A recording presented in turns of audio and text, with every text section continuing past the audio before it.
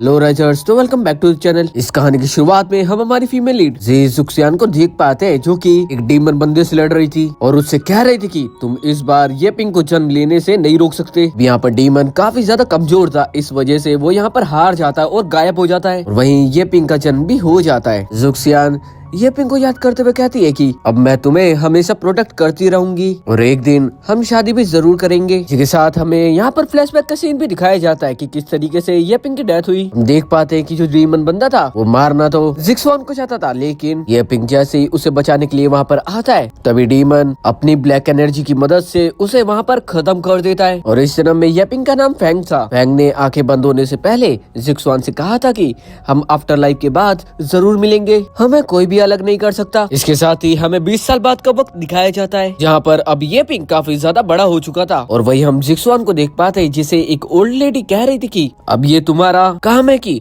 तुम ये पिंक की रक्षा करो, उसे प्रोटेक्ट करो। इसके साथ ही हम ये पिंक को देख पाते हैं, जो कि एक नदी किनारे पर ट्रेनिंग कर रहा था और उसे ट्रेनिंग जिक्सवान दे रही थी। इस वक्त ये पिंक को पिछले जन्म का कुछ भी याद नहीं था, इस वजह से स्वान उसे क्लोज रहने के लिए ऐसा दिखाती है जैसे वो खाई से गिर रही है। और फिर ये पिंक उसे कैसे तो बचाता है। जिक्सवान तो ये पिंक को अपनी तरफ अट्रैक्ट करने की पूरी कोशिश कर रही थी और साथ ही फिर बेहोश होने का नाटक करती है। इस वजह से ये पिंक को उसे घर पर लाना पड़ता है, जहाँ हम उसके एक मास्टर को यानी कि गोल्डमैन को और उनके साथ एक और लड़की को भी देख पाते हैं। इसका नाम जेनरू है। ये लड़की ये पिंक को काफी ज्यादा पसंद करती है। इस वजह से जिक्सवान के आने से इसे काफी ज्यादा बेकार लग रहा था, काफी ज्यादा बुरा लग रहा था। ये तो ये पिंक से ये भी कह देती है कि तुम किसी को भी ऐसे ही यहाँ पर नहीं ला सकते, क्या पता ये हमारी दुश्मन हो। लेकिन उसके मास्टर के कहने पर वो चुप हो जाती है। ये पिंक अपने मास्टर से कहता है कि वो ठीक हो जाएगी तो मैं उसे यहाँ से भेज दूंगा। लेकिन जिक्सवान तो और ज्यादा वहाँ पर खांसने लग जाती है, जिससे सभी को लगे कि वो काफी ज्यादा बीमार है, क्योंकि उसे ये पिंक के साथ जो रहना था। जिक्सवान तो यहाँ पर भी नहीं रुकती, वो तो मास्टर के सामने घुटनों पर बैठकर कहने लग जाती है कि मैं जंगल से गुजर रही थी, तभी कुछ रोबर्ट्स ने मेरे ऊपर अटैक कर दिया, इसी वजह से मैं खाई से गिरने वाली थी। दरअसल जिक्सवान छुपकर ये पिंक को ट्रेनिंग दे रही थी, जिसका अभी ये पिंक को भी नहीं पता था। अभी यहाँ पर जो ये पिंक के मास्टर थे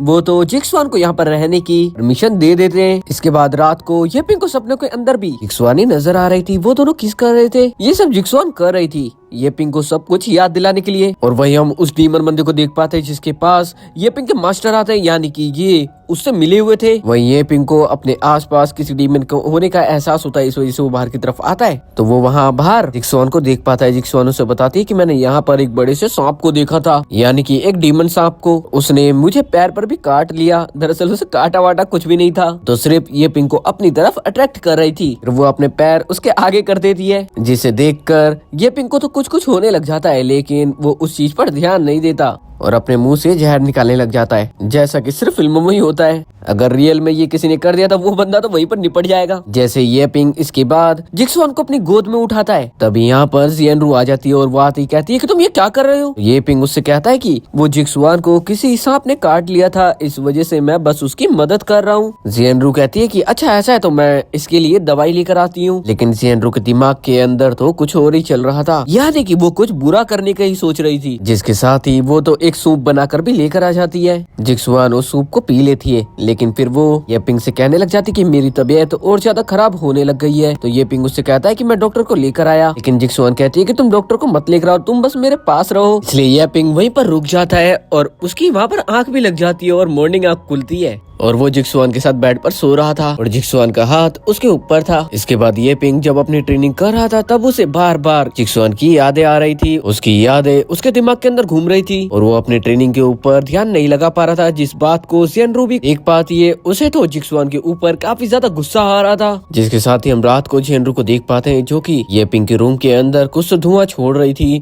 और इससे अंदर ये पिंक को कुछ होने लग जाता है और इस कुछ का फायदा जेनरू उठाना चाहती थी। लेकिन जेनरू को ये सब चीजें करता हुआ जिक्सवान देख लेती है। जेनरू रूम के अंदर जाने की प्लानिंग कर ही रही थी और वो जाने भी वाली थी, लेकिन उससे पहले ही जिक्सवान अपनी मैजिकल पावर की मदद से उसे वहीं पर स्टॉप कर देती है और खुद अंदर चली जाती है। जिक्सवान अंदर जाते ही ये पिंक की गोद में जाकर बैठ जाती है। ये पिंक खुद को रोकने की पूरी कोशिश कर रहा था, लेकिन यहाँ तो जिक्सवान भी उसे अपनी तरफ अट्रैक्ट करने लग जाती है। फिर यह पिंक कैसे ही रुक सकता था, वो तो तुरंत ही जिक्सवान को किस करने लग जाता काफी तेजी से, जो कि जिक्सवान तो पहले से ही चाहती थी। ये पिंग तो फटाफट से जिक्सुआन को गोद में उठाकर बेड पर ले जाता है, लेकिन वो किससे आगे बढ़ता उससे पहले ही जिक्सुआन अपनी मैजिकल पावर से ये पिंग को वहाँ पर होश में लेकर आ जाती है और फिर अपनी नौटंकी भी शुरू कर देती है, जैसे कि जिक्सुआन ने नशे में आकर उसके साथ बहुत कुछ कर दिया है। इस वजह से ये पिंग तो बार बार जिक्सुआन से माफी मांगने लग जाता है और जिक्सुआन से कहता है कि तुम्हें रोने की जरूरत नहीं है। जिक्सुआन तो इसी नौटंकी के साथ गेट से बाहर आ जाती है, जहाँ पर जियनरू अभी भी खड़ी हुई थी स्टॉप की स्टॉप। जिसके बाद मॉर्निंग जिक्सुआन दोबारा से वहीं पर आती है। बेचारी जियनरू तो यहीं पर खड़े खड़े सो गई थी,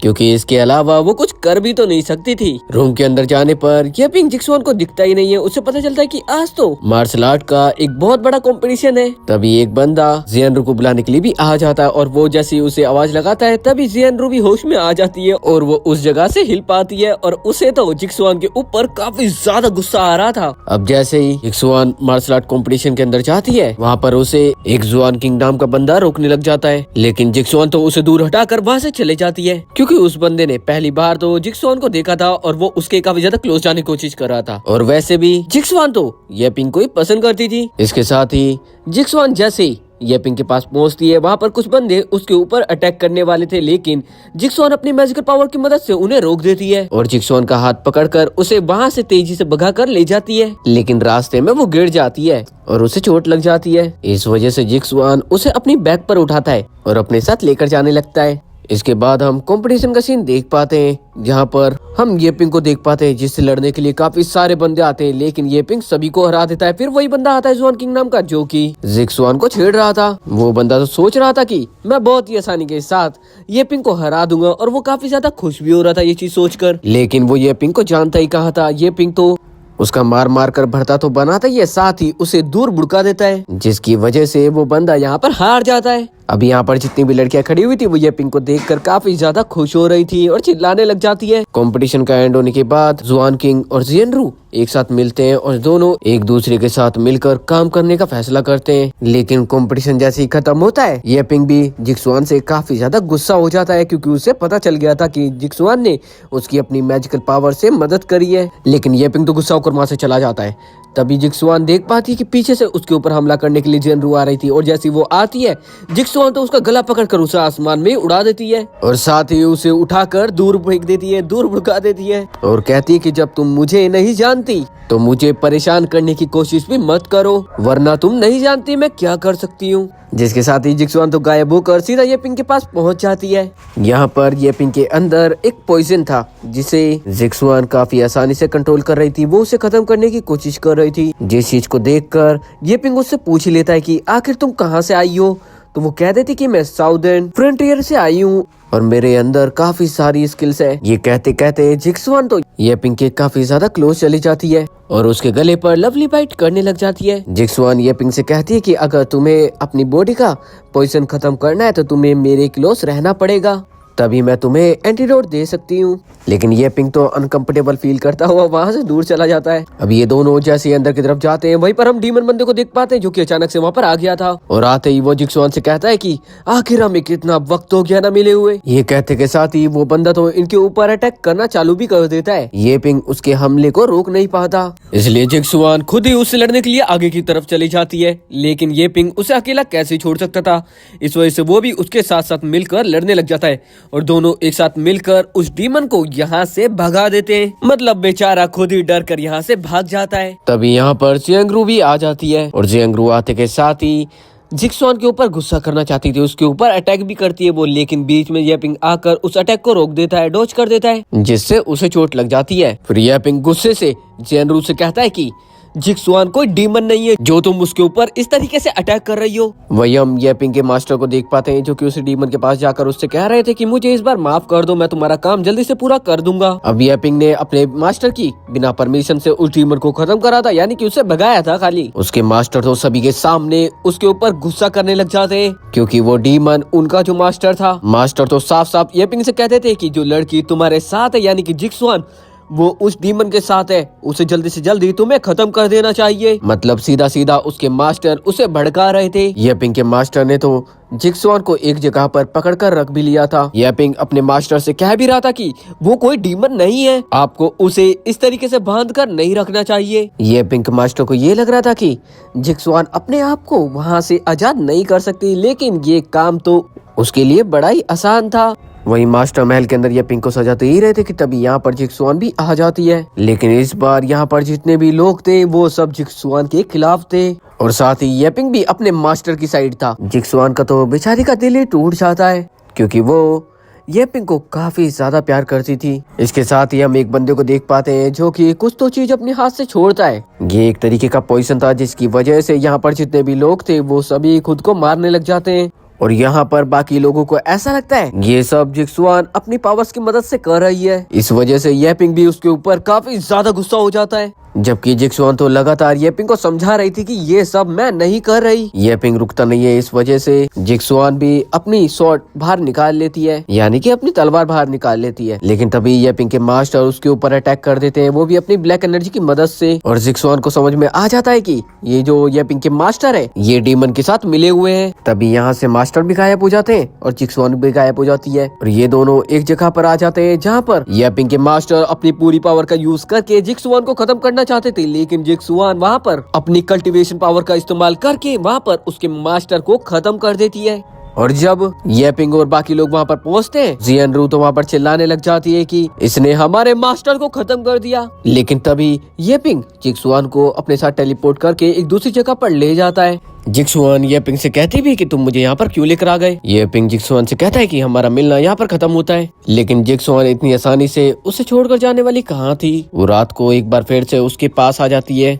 येपिंग जिक्सुआन से कहता है कि जब मैंने तुम्हें मिलने से मना कर दिया तो तुम यहाँ पर क्यों आई हो। लेकिन जिक्सुआन तो अपनी मैजिकल पावर की मदद से येपिंग को एक रस्सी से बांधकर अपने साथ एक जगह पर ले जाती है। वहाँ ले जाकर वो उसे आजाद भी कर देती है और फिर एक मिरर की मदद से वो उसे उस दिन का फ्लैशबैक दिखाती है जिस दिन उसके मास्टर ने उसके ऊपर हमला किया था और उसने उसके मास्टर को खत्म कर दिया था। यहाँ पर येपिंग को पता चलता है कि उसके जो मास्टर थे वो डीमन से मिले हुए थे, वो डीमन के लिए काम कर रहे थे। यहाँ पर येपिंग को जिक्सुआन के लिए काफी ज्यादा बुरा लगता है और वो जिक्सुआन से कहता है कि तुमने मेरी मदद करनी चाहिए, लेकिन मैं तुम्हें ही खत्म करना चाहता था, मैं कितना ज्यादा बुरा हूँ। लेकिन जिक्सुआन येपिंग को परेशान होने से मना करती है और उसे हक कर लेती है। तभी यहाँ पर जो येपिंग के अंदर पॉइजन था वो उसके ऊपर अटैक करने लग जाता है अंदर से और येपिंग आउट ऑफ कंट्रोल हो गया था, उसे काफी ज्यादा पेन हो रहा था।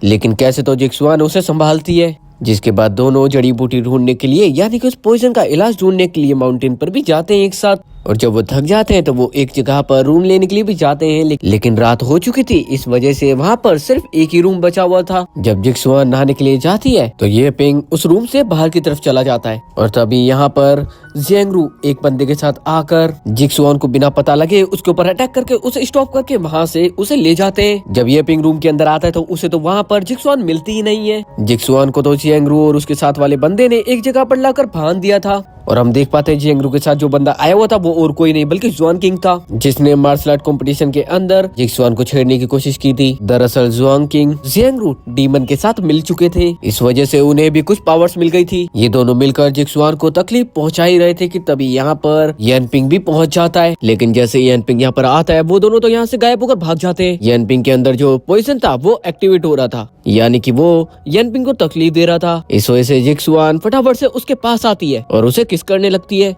क्योंकि इसका सिर्फ एक ही एंटीडोट था अभी और वो था दोनों का एक दूसरे के क्लोज आना। जब येनपिंग को होश आता है तो वो जिंगसुआन से कहता है कि तुम मुझे कभी छोड़कर तो नहीं जाओगी ना। जिंगसुआन को तो उसके पिछले जन्म की याद आ जाती है और वो प्रेजेंट में येनपिंग से कहती है कि मैं तुम्हें छोड़कर कभी भी नहीं जाऊंगी। वहीं दूसरी तरफ हम डीमन बंदे को देख पाते हैं जो कि जियनरू और जुआन किंग के ऊपर काफी ज्यादा गुस्सा कर रहा था, क्योंकि एक तो इसने उन्हें पावर्स दी और ऊपर से इन लोगों से जरा सा भी काम नहीं हुआ था। जियनरू डीमन से पूछती है कि आखिर हमें आगे करना क्या है, तुम बस ये बताओ, हम आगे बिल्कुल भी फेल नहीं होंगे। डीमन इस बार उन्हें आखिरी मौका तो दे देता है, लेकिन कहता है कि अगर इस बार काम कंप्लीट नहीं हुआ तो मैं तुम दोनों को खत्म कर दूंगा। वहीं हम जिक्सुआन और येनपिंग को मार्केट के अंदर देख पाते हैं। यहाँ से वो बहुत सारा सामान खरीद कर घर तो आते हैं, लेकिन दोनों काफी ज्यादा थक गए थे, इस वजह से फटाफट सो भी जाते हैं। लेकिन आधी रात को जिंगसुआन अपनी जगह से उठकर बाहर की तरफ जाती है और वो कुछ तो देख रही थी और येनपिंग भी अभी सोया नहीं था वो भी चुपके से उसे देख रहा था कि आखिर वो कर क्या रही है। तभी यन पिंग की नजर एक नाम के ऊपर जाती है जिसे देखकर उसे ऐसा लगता है कि जिक्सुआन उसे धोखा दे रही है, जबकि जिक्सुआन तो उस पेंटिंग को देख रही थी जो कि यन पिंग के पिछले जन्म की थी जब उसका नाम फैंग था। इसके बाद तो यन पिंग गुस्से में रेस्टोरेंट में जाकर काफी ज्यादा ड्रिंक कर लेता है और उसे ड्रिंक करता हुआ जियनरू भी देख लेती है और वो तो उसकी ड्रिंक के अंदर कुछ तो नशा मिला देती है और यन पिंग वो ड्रिंक भी कर लेता है। लेकिन अब भी यन पिंग को तो जिक्सुआन के साथ बिताए सारे पल याद आ रहे थे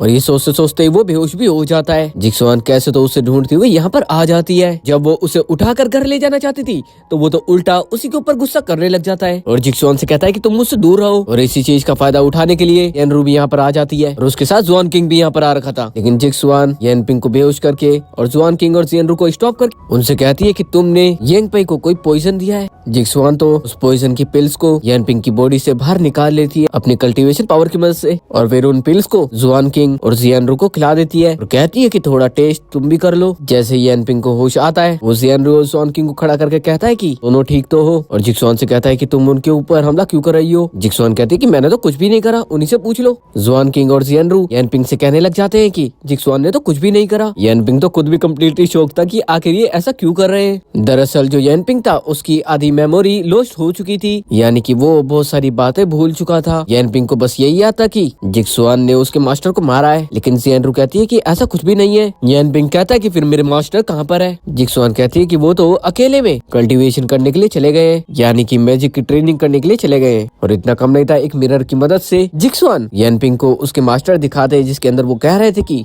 मैं बिल्कुल एकांत में जा रहा हूँ कल्टीवेशन के लिए, जब तक जिंगसुआनी उनका कार्यभार संभालेगी। जो चीज देखकर येन पिंग को जिक्सुआन के ऊपर भरोसा हो जाता है। इसके बाद जब जिक्सुआन नहाने के लिए जाती है तो वो येन पिंग से जानबूझकर अलग अलग सामान मंगवा रही थी और जैसे ही वो उसके पास जाता है जिक्सुआन तो उसे अपने साथ ही बाथटब के अंदर खींच लेती है। येन पिंग तो कह रहा था कि मुझे यहाँ से जाने दो, लेकिन जिक्सुआन तो उसे ड्रिंक कराने लग जाती है जिसकी वजह से वो भी नशे में हो जाता है और फिर दोनों यहाँ पर एक दूसरे को किस करने लग जाते हैं। और इस वक्त येन पिंग को उसकी पुरानी यादें भी याद आ रही थी। इसके बाद जब येन पिंग बाहर से जा रहा था तो वो काफी ज्यादा दूर चल रहा था जिक्सुआन से, क्योंकि उसने जो थोड़ी देर पहले किया उसे वही चीज सोचकर काफी ज्यादा अजीब लग रहा था। लेकिन जिक्सुआन तो उसे रास्ते में भी नहीं छोड़ती, वो तो रास्ते में भी उसके क्लोज जाने लग जाती है, उसे डिफरेंट जगह पर टच करने लग जाती है। जबकि येन पिंग को तो काफी ज्यादा एम्बैरसिंग फील हो रहा था और इसी वजह से दूर होते होते दोनों नीचे गिर जाते हैं। येन पिंग नीचे, उसके ऊपर जिक्सुआन तो बेचारे येन पिंग को नीचे से उठने भी नहीं देती और किस करने लग जाती है।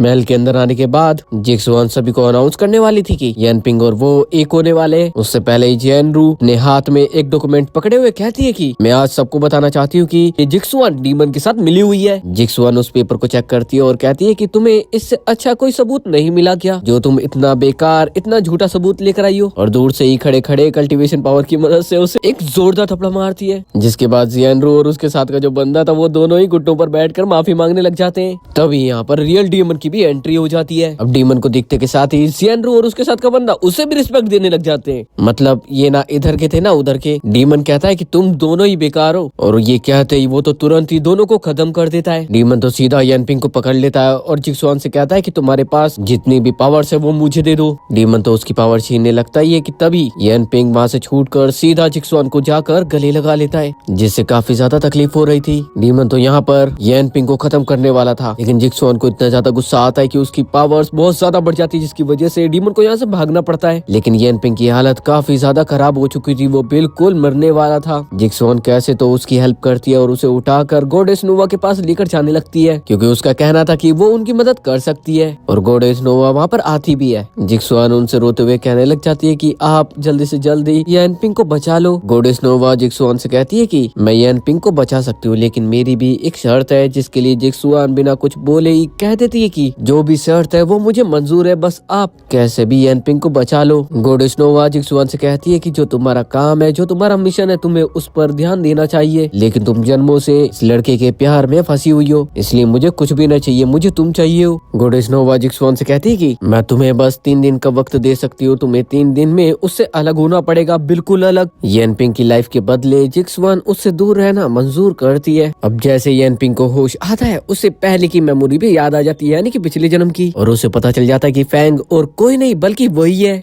यनपिंग जिक्सुआन से तो कह देता है कि मैं अब तुम्हें पूरी लाइफ प्रोटेक्ट करूंगा, लेकिन अब तो जिक्सुआन के पास सिर्फ 3 दिन थे उसके साथ रहने के लिए। लेकिन जिक्सुआन ये बात यनपिंग को नहीं बताती। वो अंदर से तो काफी ज्यादा दुखी थी, लेकिन वो यनपिंग को नहीं दिखाती। वही डीमन के पास उसका एक साथी आता है और कहता है कि मैं नेक्स्ट टाइम अपना काम कैसे भी पूरा करूंगा। लेकिन डीमन को इतना ज्यादा गुस्सा आ रहा था उसके ऊपर कि वो तो तुरंत ही उसे खत्म कर देता है, क्योंकि इस डीमन को लोगों की स्पीड से ही तो ताकत मिलती थी, यानी कि उनकी आत्मा से ताकत मिलती थी। जिसके बाद डीमन एक बार फिर से जियनरू को बुलाता है और उसे बहुत ज्यादा पावर्स दे देता है, ब्लैक एनर्जी वाली। और इस बार वो पहले से काफी ज्यादा ताकतवर और डेंजरस हो चुकी थी। इसके साथ साथ डीमन उसे सब कुछ भुला भी देता है। इसके साथ ही यनपिंग तो जिक्सुआन को अपने साथ एक घर पर लेकर आ गया था, जहाँ पर दोनों अब एक साथ रहने वाले थे। लेकिन यनपिंग को तो पता ही नहीं था कि 3 दिन के अंदर जिक्सुआन यहाँ से चली जाएगी। जिक्सुआन तय करती कि वो जाने से पहले यनपिंग को सब कुछ भुला देगी। ऐसे ही दोनों साथ रहते हैं, घूमते हैं। जिक्सुआन काफी ज्यादा दुखी थी, लेकिन वो यनपिंग को जरा सा भी नहीं दिखाती। दोनों रात को एक साथ लेटकर तारे भी देखते हैं। जिसके साथ ही जब दोनों बाहर की तरफ आए हुए थे, यनपिंग जिक्सुआन से कहता है कि हम कल शादी कर लेंगे, और दोनों करते भी ऐसा ही है। लेकिन जब दोनों की फर्स्ट नाइट थी तभी हम बाहर की तरफ देख पाते हैं डीमन ने वहाँ पर हमला कर दिया था और लोगों को बेरहमी से मारता जा रहा था, और उन सभी के स्पिरिट से उसे ताकत मिली जा रही थी। जब जिक्सुआन और यनपिंग बाहर की तरफ आते हैं तो वो यहाँ पर जियनरू को देख पाते हैं, जिसका लुक बिल्कुल ही चेंज हो चुका था। वो तो लग ही नहीं रही थी कि जियनरू है। यहाँ पर जिक्सुआन और यनपिंग मिलकर जियनरू को खत्म कर देते हैं। इसके बाद जिक्सुआन को पता चलता है कि वो प्रेग्नेंट है। इस वजह से वो गोडेस नोवा से कहती है कि मेरे बेबी के होने तक मुझे जिक्सुआन के पास रहने दो, और मैंने जो वादा किया है मैं उसे पूरा जरूर करूंगी। जिसके लिए गोडेस नोवा मान जाती है। जिसके बाद जब जिक्सुआन का डिलीवरी का टाइम आता है तभी उसके पास एक लेडी आती है और वो कहती है कि मैं तुम्हारी मदद कर दूंगी। लेकिन जिक्सुआन को पता चल जाता है कि ये डीमन के साथ मिली हुई है, जो कि उसके बेबी को खत्म करना चाहती थी। वो ऐसा करती उससे पहले ही यनपिंग आकर उसे रोकने की पूरी कोशिश करता है। ये यहाँ पर लड़ ही रहे थे, वहीं दूसरी तरफ जिक्सुआन अपने बेबी को बर्थ दे देती है। यनपिंग भी कैसे तो अपनी पूरी पावर्स, पूरी एनर्जी का यूज करके उस डीमन लेडी को यहाँ पर खत्म कर देता है। तभी यहाँ पर चुपके से एक डीमन अपनी थोड़ी सी ब्लैक एनर्जी उस बच्चे के अंदर और साथ ही यनपिंग के अंदर भी डाल देता है, जिससे कि बच्चे की तबीयत देर रात को ही खराब होना शुरू हो जाती है। वो तेज तेज रोने लग जाता है। इस वजह से जिक्सुआन उसे लेकर सीधा गोडेस नोवा के पास आ जाती है। गोडेस नोवा यहाँ पर आती तो है, लेकिन वो साथ ही जिक्सुआन से ये भी कहती है कि अगर तुम अपने बेबी को बचाना चाहती हो तो तुम्हें कैसे भी उस डीमन को खत्म करना पड़ेगा, अपने मिशन को पूरा करना पड़ेगा जब तक बेबी को मैं प्रोटेक्ट कर सकती हूँ। जिक्सुआन यहाँ पर इतनी ज्यादा इमोशनल हो जाती है कि वो यनपिंग से कह ही देती है कि जल्दी से जल्दी हम अलग हो जाएंगे, क्योंकि अगर मैंने ऐसा नहीं करा तो हम दोनों एक साथ कभी भी अच्छे से नहीं रह सकते। और मुझे तो ये भी नहीं पता मैं तुम्हें कब खो दूं और अपने बेबी को कब खो दूं, इस वजह से मेरा दूर जाना ही ठीक रहेगा। जिक्सुआन यनपिंग से कहती है कि आज से ही हम अलग हो रहे हैं, अब हम कभी नहीं मिलेंगे। जिसके साथ ही जिक्सुआन एक नई जगह पर आकर रहने लग जाती है। लेकिन यनपिंग लगातार उसके ऊपर नजर रख रहा था ताकि वो किसी भी मुसीबत में ना पड़े। जिक्सुआन अकेले में अपनी कल्टीवेशन पावर के ऊपर वापस से कंसंट्रेट करने लग जाती है। वहीं डीमन के पास तो कुछ भी पावर्स नहीं बची थी, वो कमजोर हो रहा था। इस वजह से उसे एक होस्ट चाहिए था और वो होस्ट यनपिंग को बना लेता है। जिसके बाद वापस से काफी लोग मारे जाने लग जाते हैं और उन सभी के स्पिरिट से डीमन को काफी ज्यादा ताकत मिल रही थी। अब तो उस डीमन ने अपनी सेना भी बनाना शुरू कर दिया था। जब जिक्सुआन को इस चीज के बारे में पता चलती है तो वो तो सीधा डीमन के पास आती है। वो उसके ऊपर हमला करने के लिए जाती है, उससे पहले उसे देखकर ही वो रुक जाती है, क्योंकि ये तो यनपिंग था। डीमन तो यहाँ पर जिक्सुआन के ऊपर भारी पड़ने लग जाता है। वो उसे खत्म करता उससे पहले ही यनपिंग अपनी बॉडी के ऊपर कंट्रोल करने की पूरी कोशिश करता है और डीमन को रोक देता है और जिक्सुआन से कहता है कि तुम मुझे मारो, अभी के अभी मारो, तभी हम इस डीमन को मार सकते हैं। जिक्सुआन ऐसा करना नहीं चाहती थी, लेकिन यनपिंग खुद ही उसी तलवार को पकड़कर अपने मार लेता है, जिससे जिक्सुआन को काफी ज्यादा तकलीफ होती है। वो बहुत तेज तेज रोने लग जाती है। डीमन के मरते हुए उसकी सेना भी मर जाती है। जिक्सुआन तो रोते रोते कहती है कि मैं हर बार पूरी कोशिश करती हूँ, फिर भी हम अंत में एक साथ क्यों नहीं हो सकते, लेकिन मैं वादा करती हूँ इस बार भी मैं तुम्हें ढूंढ लूंगी। इसके साथ ही हमें 60 साल बाद का वक्त दिखाया जाता है, जहाँ एक बार फिर से यनपिंग का रिबॉर्न हुआ था और जिक्सुआन कहती है कि इस बार मैं तुम्हें एक अच्छे रास्ते पर लेकर जाऊंगी। वो एक बेबी को एक जगह पर रख देती है और एक ओल्ड मैन आकर उसे उठा लेता है और उन्हें उसके पास से जू चोंकिंग नाम की एक जड़ी बूटी मिलती है, तो वो उसका नाम वही रख देते हैं।